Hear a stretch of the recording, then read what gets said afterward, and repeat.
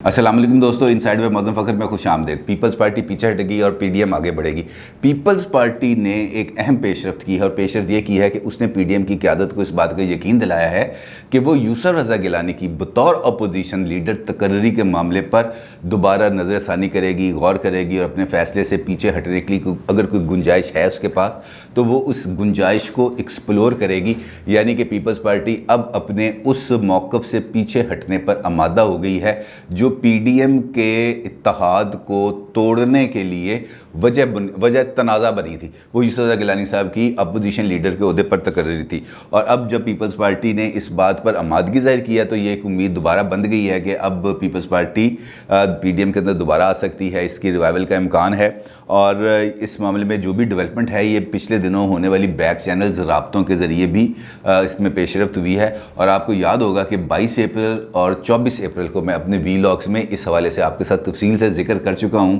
कि किस तरीके से इत्तेहाद में शामिल दीगर जमातों ने पीपल्स पार्टी को वापस इत्तेहाद में लाने के लिए और इत्तेहाद को दोबारा फ़ाल बनाने के लिए राब्ते शुरू किए थे। और उसमें महमूद अचकज़ई साहब, अख्तर मैंगल साहब, अंस नूरानी साहब, आफ्ताब शेर पाओ साहब, इन तमाम ने बड़ा अहम रोल अदा किया। और फिर पीपल्स पार्टी की जानिब से क्यूम सुमरो साहब जो आसिफ अली जरदारी साहब के बड़े मोतमद ख़ास हैं, उनके भी मौलाना फजलुर रहमान साहब से राब्ते हुए थे और उन राब्तों के से भी कुछ बर्फ़ पिघली थी। और फिर शहबाज शरीफ साहब ने इसमें बड़ा इंपॉर्टेंट रोल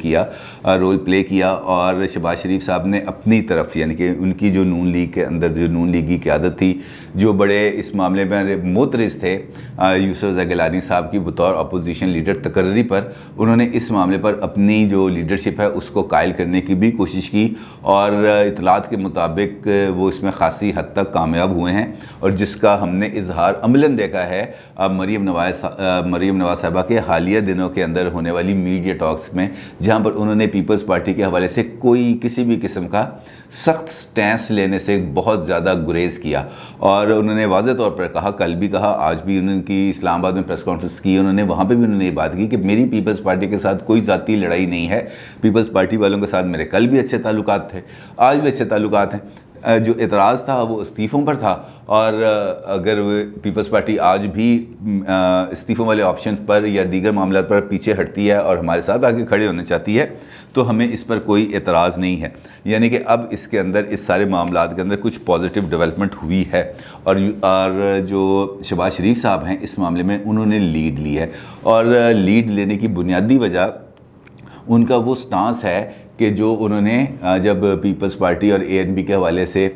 थोड़ी सी इत्तेहाद के अंदर कुछ गर्मा गर्मी हुई थी तो उन्होंने पैगाम भिजवाया था नवाज़ शरीफ साहब को। उन्होंने नवाज़ शरीफ साहब को ये कहा था कि मेरा मशवरा ये है कि इस मामले के ऊपर यानी कि यूसुफ रज़ा गिलानी साहब की अपोजिशन लीडर तकर्री के ऊपर कुछ ज़्यादा हार्ड स्टांस ना लें, क्योंकि इस वक्त ज़रूरत यह है कि हम इत्तेहाद को कायम रखें और पीपल्स पार्टी और एएनपी को हम इसमें से ना जाने दें, ख़ास तौर पर पीपल्स पार्टी को। और उस पर उन्होंने जो लॉजिक पेश की थी नवाज़ शरीफ साहब को, वो लॉजिक ये थी कि पीपल्स पार्टी को अगर हम इत्तेहाद से निकाल देंगे तो वो पंजाब के अंदर दोबारा सरगर्म होने की कोशिश करेगी और सरगर्म होगी तो उसका नुकसान हमें होगा। बेशक इस वक्त उसकी स्टैंडिंग नहीं है किसी भी जगह पर। और उन्होंने मिसाल दी थी वज़ीराबाद और डस्का के इलेक्शंस के अंदर कि अगर पीपल्स पार्टी इत्तेहाद में शामिल ना होती और वहाँ पर अपने उम्मीदवार खड़े रखती तो हमारे जहन में एक प्रेशर होता कि यार पता नहीं वो 5000 7000 वोट हमारे ख़राब ना कर दे, जो वोट इधर आने थे वो अलग हो जाए और उन्हीं वोटों के ज़रिए कोई ऊपर नीचे हो जाए रिज़ल्ट। तो उन्होंने कहा कि मेरा ये मानना है कि अभी उनको ज़रूरत नहीं है, क्योंकि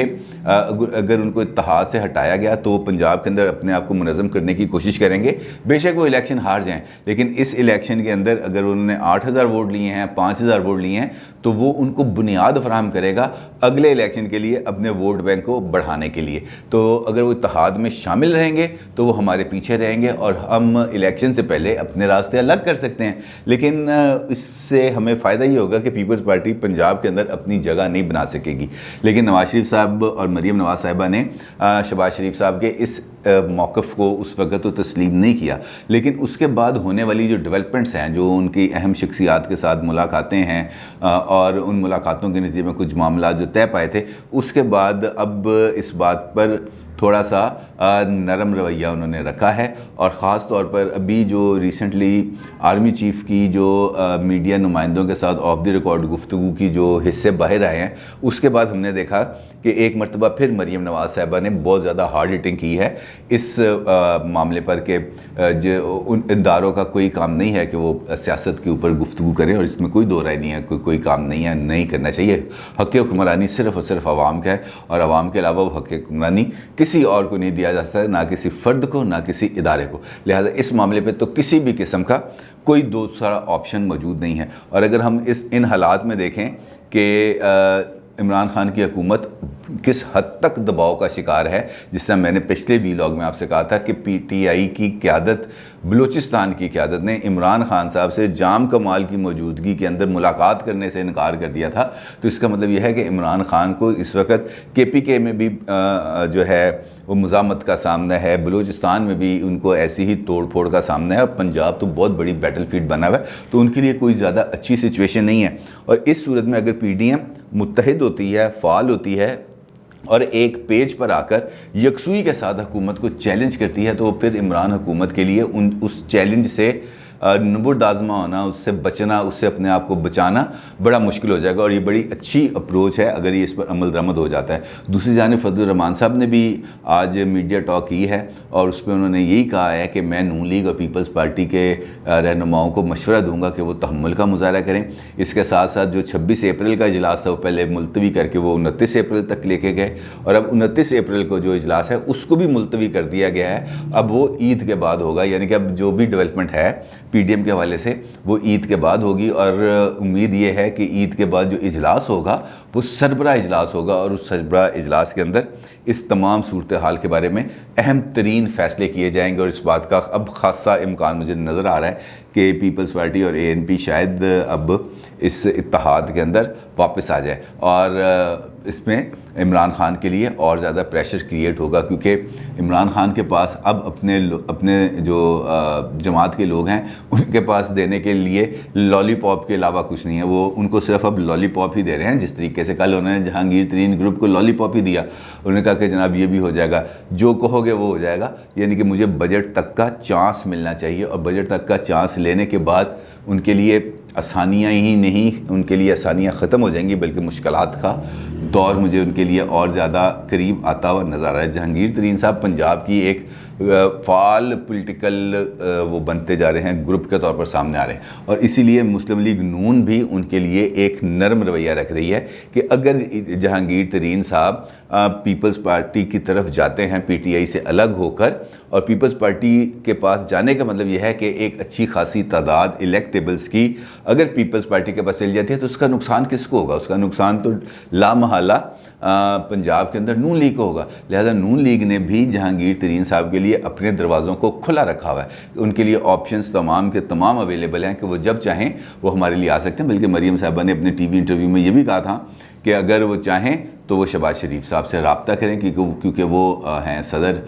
مسلم لیگ نون کے۔ تو اس کا مطلب یہ ہے کہ اس وقت جو تمام ہماری جماعتیں ہیں وہ اس بات پر قائل ہیں، خاص طور پر اپوزیشن جماعتیں، کہ اب ان کو وہ موقع آ گیا ہے جہاں پر اب ان کو اتحاد کا مظاہرہ کرنا ہوگا۔ اور اگر پیپلز پارٹی نے واقعتاً یوسف رضا گیلانی صاحب کے معاملے پر نظر ثانی کرنے کا اشارہ دیا ہے یا ارادہ ظاہر کیا ہے تو اس کا خیر مقدم کرنا چاہیے، کیونکہ جو سیاسی قوتیں ہیں وہ زیادہ بہتر انداز کے اندر،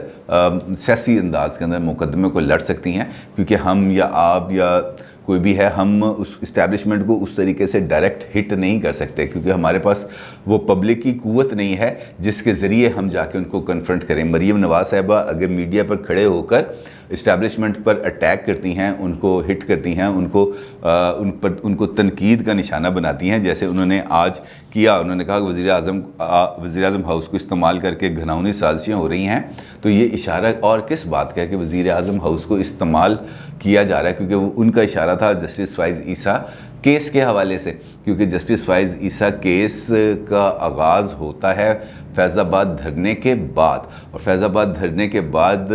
پہلے کوشش ہوتی ہے کہ ایف آئی اے کے ذریعے کیس کرایا جائے، اور اگر ایف آئی اے سے کیس نہیں ہوتا تو اس کے بعد پھر جاتا ہے معاملہ ریفرنس کی طرف، جو ان کا موقف ہے مریم صاحبہ کا. تو اس کے نتیجے میں جو ریفرنس یا اس پر کارروائی کرنا چاہتے ہیں وہ تو سامنے نہیں ہے، لیکن جو سامنے ہیں وہ ہیں عمران خان صاحب. اب چونکہ عمران خان صاحب سامنے ہیں تو تنقید بھی عمران خان صاحب پر یوگی اور کسی پر تنقید ہو نہیں سکتی. لہٰذا جس طریقے سے وہ کھل کے اس معاملے پر گفتگو کر سکتے ہیں، پولیٹیکل قوت عوام کی طاقت کے ساتھ بات کرتی ہے، لہٰذا اس کو نظر انداز کرنا یا اس کو انڈر اٹیک لے کے آنا یا اس کو انفلوئنس کرنا، اور خاص طور پر مریم صاحبہ جیسی اسٹیچر کی لیڈر کے لیے ان کو کنٹرول کرنا اتنا زیادہ آسان نہیں ہوتا. اب نون لیگ کا جو پیپلز پارٹی کے ساتھ ہیٹ اینڈ لو ریلیشن شپ ہے، یہ بنتا اور ٹوٹتا رہتا ہے. یہ ہم نے ماضی کے اندر بھی دیکھا کہ ایک دور تھا جب خوفناک قسم کی محاذریں تھی 90 کی دہائی میں. پھر اس کے بعد ہم نے جب 1999 کے بعد جب مشرف صاحب آئے تو اس کے بعد ہم نے ان دونوں جماعتوں کے اندر قربتیں بھی دیکھی، پھر ہم نے ان کا چارٹر آف ڈیموکریسی بھی دیکھا. پھر ہم نے جو مشرف صاحب کے دور کے اندر الیکشن ہوا تھا، اس الیکشن کے اندر پیپلز پارٹی اور نون لیگ کی ایک مشترکہ حکومت بھی دیکھی. بے شک وہ کچھ عرصے کے لیے چلی. اس کا مطلب یہ کہ ہم نے ان کے درمیان ہارڈ اینڈ لو ریلیشن شپ طویل عرصے سے قائم ہے، اور یہ جاری رہے گا. اس کو ہونا چاہیے ایک ہیلدی ریلیشن شپ ہے. اس ہیلدی ریلیشن شپ کو انکریج کرنا چاہیے. سیاست کے اندر جو پولرائزیشن ہوئی ہے اس وقت، وہ عمران خان صاحب کے جو انداز سیاست ہے اس کی وجہ سے ہوئی ہے. جو اوئے توئے کی سیاست کا کلچر عمران خان صاحب نے متعارف کرایا، اس نے ہمارے پورے کے پورے سیاسی ڈھانچے کو بہت زیادہ نقصان پہنچایا. اور اب اگر موقع ہے تو اس موقع سے میرا خیال ہے ہماری پولیٹیکل قیادت کو بھرپور فائدہ اٹھانا چاہیے، اور اپنی جو اپوزیشن اتحاد کی طاقت ہے اس کو دوبارہ اکٹھا کر کے ایک سمت میں، ایک سوچ کے ساتھ اور باہمی اعتماد کے ساتھ، یہ سب سے امپورٹنٹ بات ہے، باہمی اعتماد کے ساتھ آگے بڑھیں تو شاید کچھ بہتری ہو سکتی ہے. اب آتے ہیں آپ کی آراء کی طرف جو بڑی قیمتی ہیں. محمد واحد صاحب کا یہ کہتے ہیں کہ پہلی مرتبہ میرے منہ سے انہوں نے اینٹی مریم اور پرو اسٹیبلشمنٹ سٹانس دیکھا ہے، اور ان کا یہ کہنا ہے کہ آپ کو کسی کال یا میسیج سے ڈرنا نہیں چاہیے، حق بات پر قائم رہنا چاہیے. لیکن میں نے جو لاسٹ ویلاگ کے اندر بات کی تھی وہ اینٹی مریم یا پرو اسٹیبلشمنٹ بات نہیں کی تھی. میں نے اس کے اندر بات بڑی کلیئرٹی کے ساتھ کی تھی کہ مجھے بشیر میمن صاحب کا اس موقع پر یہ جو انٹرویو ہے یہ مجھے خاصا مشکوک لگ رہا ہے، کیونکہ اس انٹرویو سے قاضی فائز عیسیٰ صاحب کو فائدہ پہنچانے کی کوشش نہیں ہے. یہ ان کے اوپر ایک ایکسٹرا پریشر ڈالنے کی کوشش ہے کہ ان کو ہم بالکل سنگل آؤٹ کر دیں. اور یہی بات میں نے مریم صاحبہ کو کی تھی کہ آپ کو بھی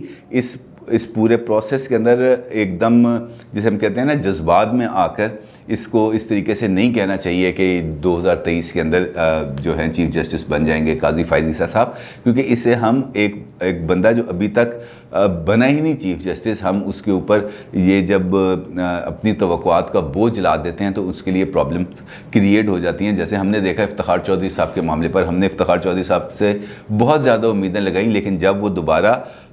بحال ہو کے آئے تو پھر وہ ان امیدوں پر پورا نہیں اتر سکے. تو نہ تو یہ اس پرو اسٹیبلشمنٹ بات تھی، کیونکہ یہ ایک بات مجھے بڑی کلیئرٹی کے ساتھ نظر آ رہی ہے نا کہ ایک بندہ اکتوبر 2019 میں ریٹائر ہو رہا ہے، استعفیٰ دے رہا ہے، اور جو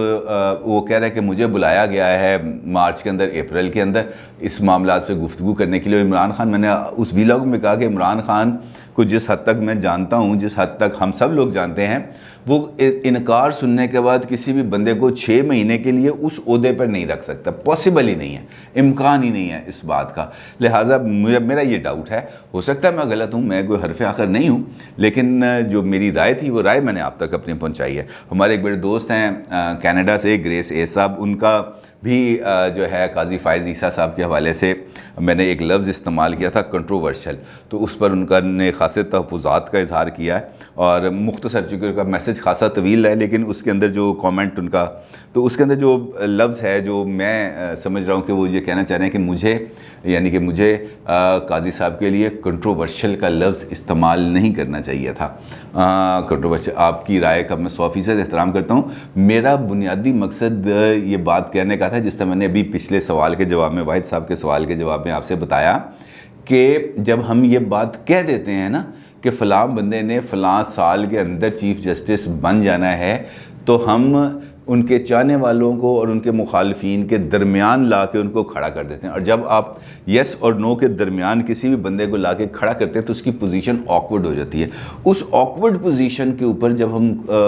دباؤ ڈالتے ہیں اپنی خواہشات کا تو پھر پرابلم کریٹ ہوتی ہے. میں شاید یہ کہنا چاہ رہا تھا اور میں شاید سمجھا نہیں پایا یا شاید معاملہ ایسا تھا. آپ کے جو بھی کامنٹس ہیں وہ میرے لیے بڑے قیمتی ہیں. آپ کا فیڈ بیک میرے لیے بہت امپورٹنس کا حامل ہے. میری اس سے اصلاح بھی ہوتی ہے, میں اس سے رہنمائی بھی لیتا ہوں. اور آپ نے یہ جو تنقید ہے یا جو فیڈ بیکس ہے یا رہنمائی ہے, اس کا سلسلہ آپ ضرور جاری رکھیے گا.